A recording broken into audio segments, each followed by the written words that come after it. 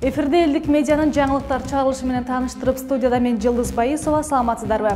Алгач бүгүнкү күнгө алынган маалыматтардан кыскача.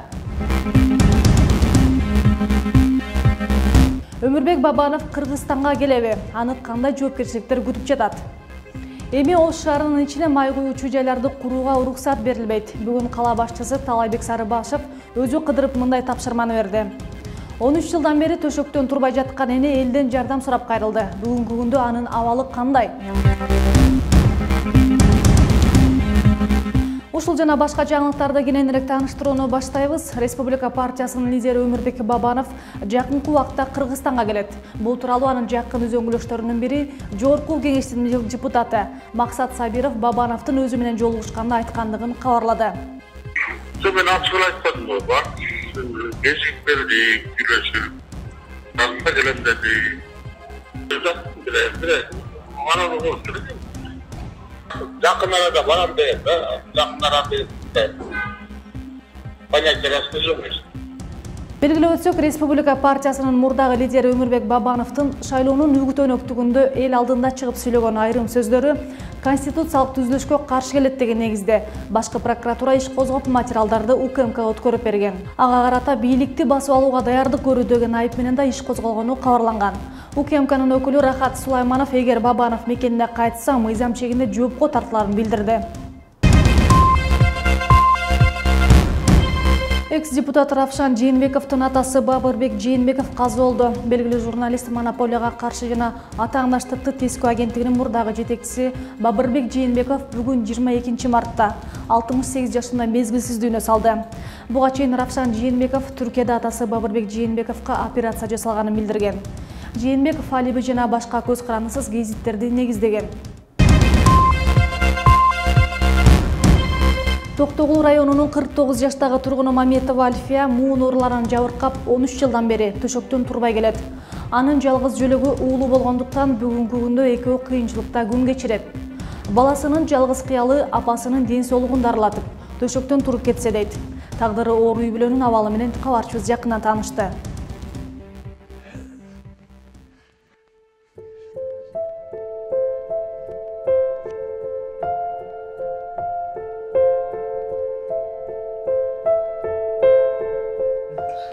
Жылдан бeri şu балам колунда, şu кичинекейинен багып келатат.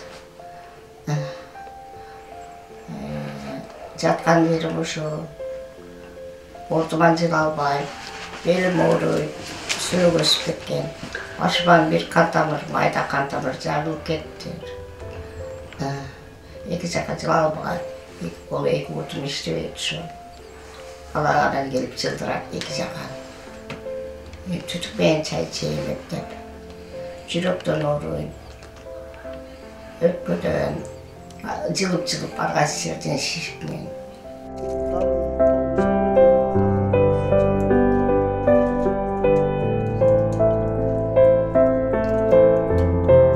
Мен төрөлгөндөн кийин 3 жашымда баштаганмы, 2 жашымда ошондойдо баштаган экен оорусу. Оорусуна байланыштуу там ажырашып ошо менен тайтабыздын колунда чоңойдук, өз башыбызда. Тайтамдын колунда жашап жүрдүк. Ошо тайтамдын колунда чоңойдук. Ошо оорусу мен ошо 2-3 классымда башталды оорусу. Ошондон кийин 3-4 класстарымда баспай оорусу. Баспай төшөккө байланып калды.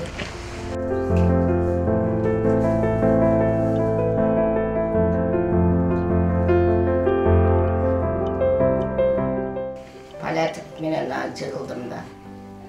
Андан белим неметип калды, сөөк өсүп кетти. Анан башка күч келгенде кан тамыр жарылып кетти башым. Ошо мен жакшы болуп калам деп жата бердим эле, күчөп кетип бир көрсө. Алым жетпей калды. Баламды деле кыйнап бүттүм, жашынан ушу. Түндөп күндө ойготом, тынымы жок. Özüm uşu, hep çayım içerim, razım uşu balama. Çalam özüm alıp gelatat, karap. Uşunun karosu menen. Bir de işte Argün'ün nemesinin okulunda. Kara gelip, tabi Aranda araldı bir içem. Bunu tapkanına geçineden. Bölüp. Aylam git onun. Kayırlığa tura geldi.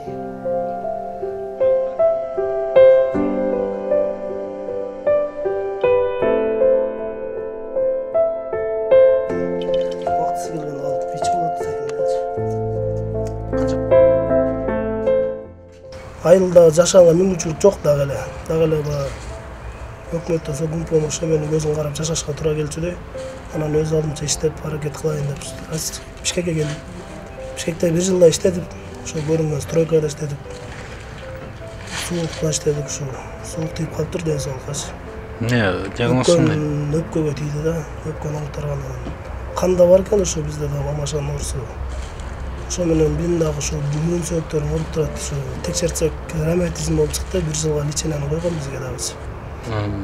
Ошо келип 1 жылда иштеп өз алдымча жумуш бияктан баштап иштеп кирип чыгып караганга ыңгайлуу болуп ушул жерге келип отурташтым андан кийин. Ошондон бери аякта 5 жыл убакыт өтүп калды ушул жердечи. 5 жыл ушул үйдө жашайм, ушул үйдө жашап ушул жумушту кылам азыр көргөнүңүздөй. Ошол жумушту кылып атам отуруп. Нан чайыбыз чыгат, ошого Кудайга шүгүр кылып, энем ыраазычылык үчүн.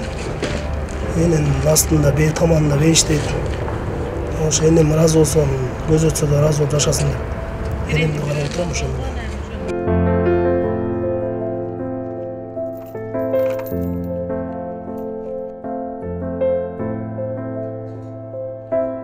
Үйлөнүш керек. Ракетасы бар, буюрса. Анан ошо үйлөнгөнгө делем кандай, үйүм жок, жайым жок, үйлөнгөнгө мүмкүнчүлүк жок. Ошо менен ошо энемди карап отурам ошо менен. Үйлөнсөм кандай болот билбейм. Үйлөнсөм ошо энемди түшүнүктүү кыз алсам деген ой, ошо энемди түшүнсө депчи.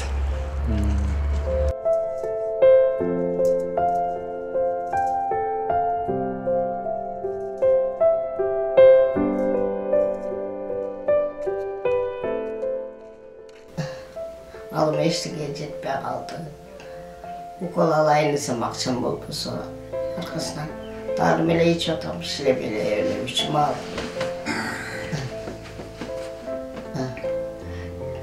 Sol tarafım polne şişik, butuman başıma çiğ. Kıymılda yatıyorum, kıymılda saburik.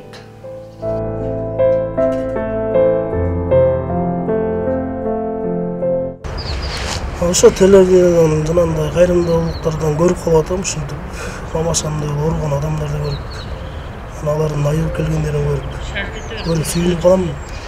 Анан үмүт болот ошо мен да энем ушинтип келип калса кандай сонун депчи.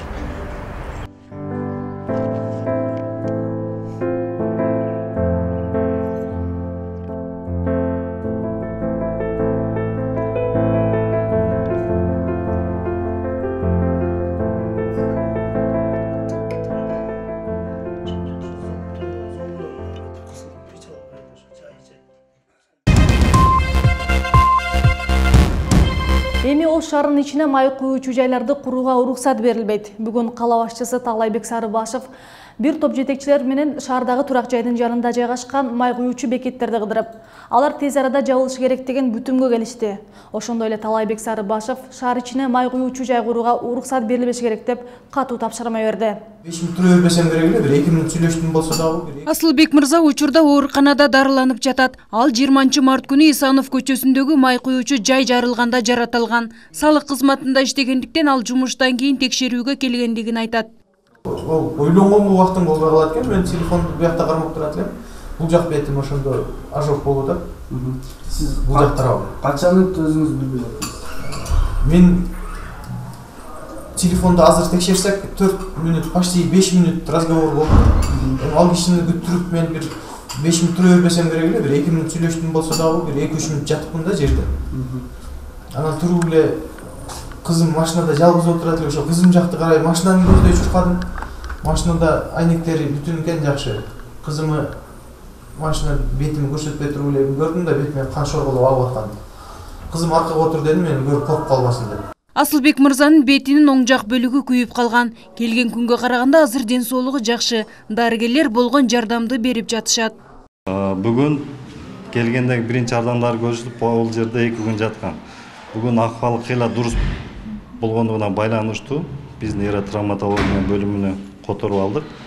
Азыр эчилиясын улантып, дарылануу уланат.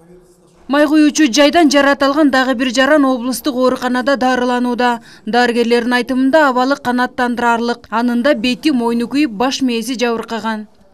Бүгүнкү учурда Шапаев бейтаптын абалы орто деп эсептелет.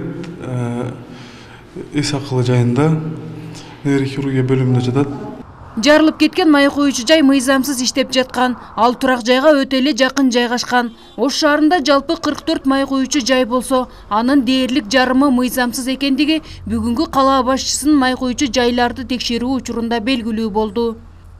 Негизи мыйзам боюнча май куюучу жайлар менен турак жайлардын аралыгы 50 метр алыстыкта болушу керек, бирок өзүңүздөр көргөндөй мындай талап бул жерде сакталбаган. Мындан улам шаар тургундары учурда кооптонушууда. Кала башчысы мыйзамсыз курулуштарды бүгүндөн баштап алынышы керек деп тапшырма берди. Мыйзамдуу, мыйзамсыз ушу заправкалар. Булар баягы генплан иштелип чыкканга чейин бул саттарын алып алып бүгүнкү күндө мыйзам бол жанагы генплан иштелип чыккандай мыйзамсыз. Моноев жана Шакиров көчөлөрүнүн кесилишиндеги 3 май куюучу жай мыйзамсыз экендиги айтылып, буга чейин өзгөчө кырдаалдар министрлиги тарабынан айып пул салынып, жабуу боюнча сунуштамада берилгендиги бүгүнкү текшерүүдө белгилүү болду. Шаар башчысы архитектура жана экотехинспекция жетекчилерин сынга алып, уруксат берүүдөн мурда териштирүү керек болчу дейт. Силердин кемчилдигиңерде мына ушундай иштер болуп атат. Мына жолдун ортосуна да бере бергиле жерди. Босактын бардым бияка. Жерге келгендеги бир пункттарга киргизиш керек да, эмне курасың? Жерди алып атасың хорошо. Максатың кандай? Архитектура менен мына экөөң бир жерде отурасыңар, согласовать этип туруп беришиңер керек. Булардан уруксатты алыш керек. Шаардагы май куюучу жайлар бүгүндөн баштап катуу текшерүүгө алынат. Экотехинспекция буга чейин да текшерүү жүргүзүп, мыйзамсыз иш алып баргандарга айып пул да салгандыгын айтып, бирок жаптыра алышкан эмес. Анткени алар коррупциянын негизинде убагында кызыл китеп алып алышкан. Ал эми кечеги жарылган бекетти да бир канча жолу жабуу боюнча эскертүү берилип келген. Калктуу аймактан 50 метр аралык сакталсын деген талапта жакындык кылат. Аралыкты узартуу керек деген пикирлерди айтышты. Кечеки жарылган заправка 2009-жылы эксплуатацияга тапшырылыптыр. Анын жанында турган жанагы көп кабаттуу үйлөр ал 50 метр чыгып атат бүгүнкү күндө. Бирок аркасында турган объекттер, жакын турган объекттердин бар экен, ал жерде жанагындай сарай бар экен, гараж бар экен, алар мыйзамсыз. Бул жердеги май куюучу жайлар көп кабаттуу үй түшкөнгө чейин эле курулган, бирок башкы планды кабыл алууда май куюучу жай эмес турак болуусу керек деп бекитилген. Азыр май куюучу жайда көп кабаттуу үйдүн да документи бар. Бизден кийин дом түшүп атат бизге туру. Биз одан мурун иштеп атканбыз.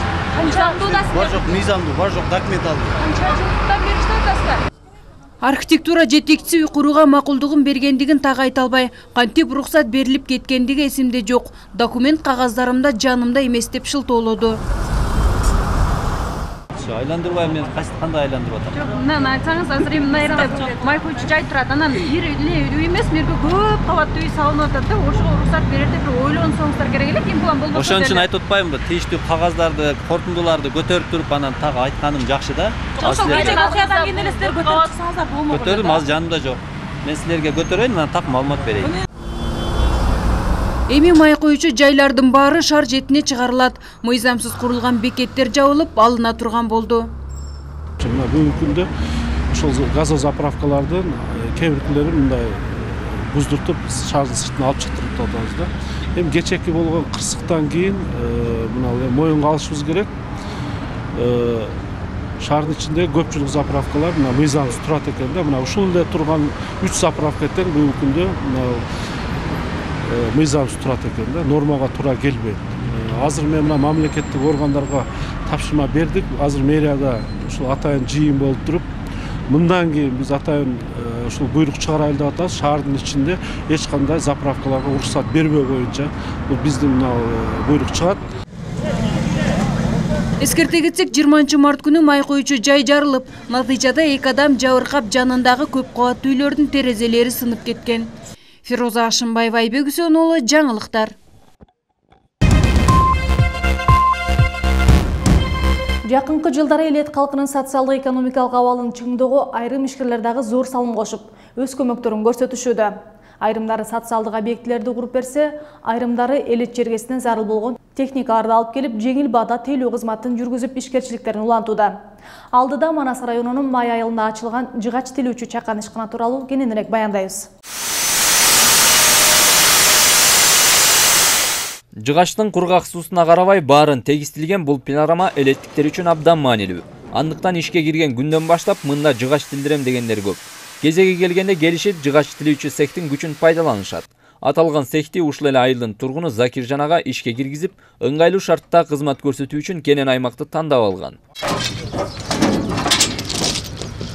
Бул иштин энди карап турса өзү оңой көрүнөт көзгөчү. Анан бирок бир теректи жыгып, бир теректи тилиш бул оңой нерсе эмес. Жумуш өзү жакшы, элге жакшы. Эгер өзү жыгып алып келе албай турган шарты болсо, мен өзүм жыгып, өзүм жүктөп, өзүм апарып берем да. Эгер шарты жок болсо, ошондой кылабыз да. Бизде ошо элге ошондой услугабыз бар да. Эл менен иштешкенге. Налог төлөйбүз, патент төлөйбүз. Анан светке ай сайын айдын 20-сында отчет берем барып. Отчет берип, светтин акчасын төлөп келебиз. Жыгач тилүүчү цехтин кожоюну кызмат көрсөтүү багытындагы ишмердүүлүк үчүн айылдык бюджетке салыгын учурунда төлөп турат. Бүгүнкү күндө цехте 2 айыл тургуну иш менен камсыз болуп, үй бүлөсүн багып келишет. Ал эми ишкерликти жаңыдан баштаган айыл тургуну мындагы жыгач тилөө кызматын дагы бир аз жакшыртууну көздөп жүрөт. Тыйын жагы шайлык кыйын болуп атат. Анан бир аппараттарды алайын дедим эле. Онда жыгачтарды сүрүп, полго шпунтовка кылганды. Эл ошондой сурак жүргүзүп атат да. Ушундай сүрүп берсең, полго шпунтовка жасап берсең деген. Анан дагы бир станоктор болсо, мындай кредит ала албай атам. Жеке ишкерлерге мындай жеңилдик кредит болбой атат да. Болсо ошондой бир дагы бир 2 орун балдарга жумуш тапсам деген оюм бар да. Азыр эки эле жумушчу менен жумуш жүрүп атат пока азыр. Анан акырындык менен ушу бир эле пилораманы карап турбай, дагы бирке кеңейтсем деген ой болот, ой максат бар да. Сырттан караганда жыгач тилүүчү жабдуунун иш оңой көрүнгөнү менен мында дагы түйшүк бар. Ар бир жыгачты көлөмүнө жараша ченеп тилүү керек. Анан дагы араны саат сайын алмаштыруу зарыл дейт жумушчулар. Ал эми жыгач тилген ара мокоп калганда аны курчутуу кыйын эмес. Ал үчүн жардамга бул станок келип, араны бир тегиздикте курчутуп берет. Элет жериндеги пилораманын артыкчылыгы айыл эли үчүн жеңил баада кызмат көрсөтөт. Анан дагы айрым элеттиктердин чама-чаркы эске алынып, техникасы жок болсо, анда үйлөрүнөн жүктөп келинип, жыгачты тилип бүткөн соң кайра акысыз жеткирилип берилет. Ал эми айыл тургуну Макулбек ага жаз алды менен жыгачтан Фин үлгүсүндөгү үй курууну көздөп, бул жерге теректерин тилдирүү үчүн келген. Тамга да бул, стройматериал тамга. Финский там салышып атпайбы? Жанаң ошого. Жана көчпөн пилорама деген бар экен, аларга караганда өздүкү жеңил болот, арзаныраак болуп атат, таш тайра апарып берет. Ой, мындай эмелер керек да. Очередь азыр көп. Тиякта да, тиги пилорамада да очередь болуп атыр. Биякта да очередь. Мен өзүм бул очередке турганым ата, 10 күндөй болду. 10 күндөн бери ona кече күнү 2 күн ташыдык. Бүйрөдөн бери 2 күн тилдик бүтүп калабыз. Элет жергесиндеги элдин эмгеги ушундай. Бир ишкерлигин өркүндөтсө, бирлери анын кызматын пайдаланып, жаз алды менен жарышып, өз аракетин көрүшүүдө. Нуржанат Жакшылков, Нурсултан Курманбеков, Сүймөнкул Айтматов, Манас району. Интернет булактарында Нооруз майрамына карата өткөрүлгөн көкбөрү оюнунда жаш өспүрүмдүн оюнчуларды колдоп кыйкырган видеосу бир күндө 1000 деген көрүүчүлөр топтогон. Анда күйөрман Кенжебек Алихан кайсы бир командага жан тартып, колдоп коштоп отурганын көрүүгө болот. Мындай кадам үчүн ал бүгүн Бишкек шаарынын мэри Азиз Сурахматовдун сыйлыгына татып, белекке эр токум, уюлдук телефон, китеп жана төшбелги менен сыйланды. Сыйлык тапшыруу аземи мэриянын Фейсбуктагы баракчасында жарыяланды. Анда Сурахматов ушуна жаш күйөрмандар барда көкбөрү өнүгөт деген оюн айтты.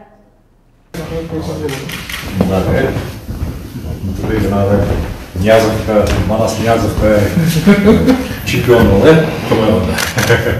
И какой аплесал?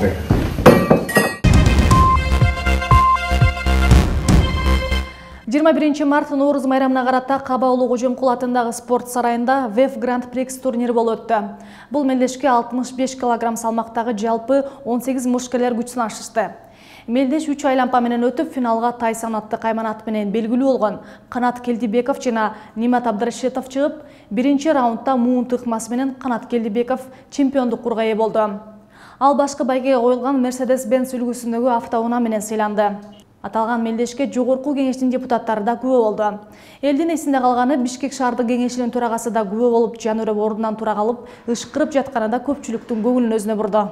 Наурыз майрамына карата Кабаулуу Кожомкул атындагы спорт сарайда ВЭФ Гранд Прикс турнири болуп өттү. Бул турнирге 65 кг 18 мушкер күч сынашты. Мелдеш 3 айлампа менен өттү. Бул өткөн мелдештин кызыктуу учурларын сунуштамакчыбыз.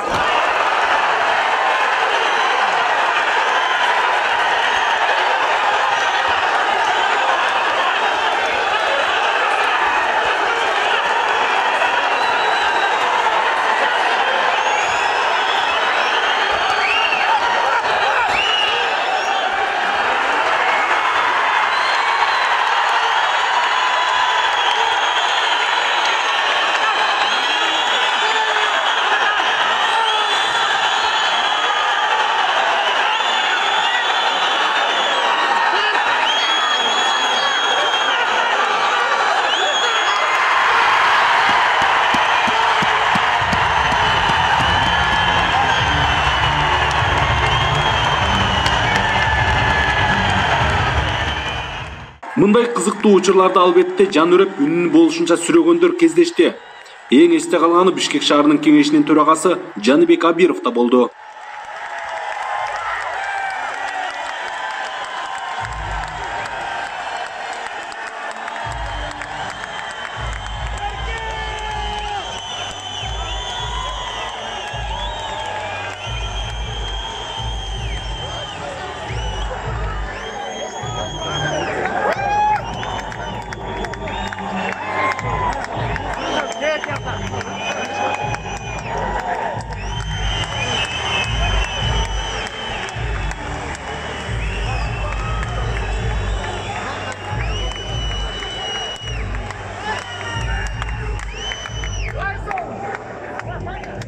Тайсон аттуу кайманаты менен Канат Келдибек жана Нимат Абдрашитов чыгып, биринчи раундда муун тыкмасы менен Канат Келдибеков чемпиондук курга ээ болду.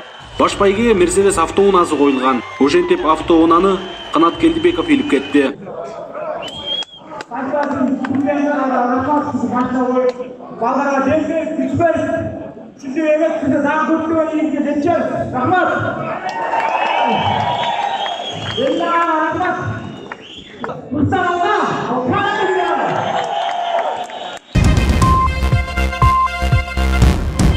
Кыргызстандын грек-рим күрөшү боюнча курамасы Монголиядагы Азия биринчилигинде 9 медаль жеңип алды.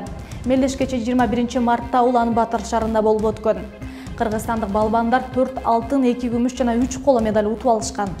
Сардарбек Коңушбаев, Жоламан Шаршенбеков, Ильяс Ринат уулу Роман Ким алтын медаль утуп Азия чемпиону болушту. Элмар Талантбек уулу жана Калидин Асыкеев күмүш медалдын ээси болушту. Ал эми Амантур Исмаилов, Бекжан Коңурбаев жана Илгиз Билимов коло медаль жеңип алышты. Спорттук күрөш боюнча 23 жашка чейинкилер арасындагы Азия чемпионаты 24 мартка чейин уланат. Ушуну менен бүгүнкү күнгө алынган жаңылыктар топтому соңуна келип жетти. Биздин бул чыгарылышты Элдик Медиа Facebook баракчасынан жана YouTube каналыбыздан көрө аласыздар.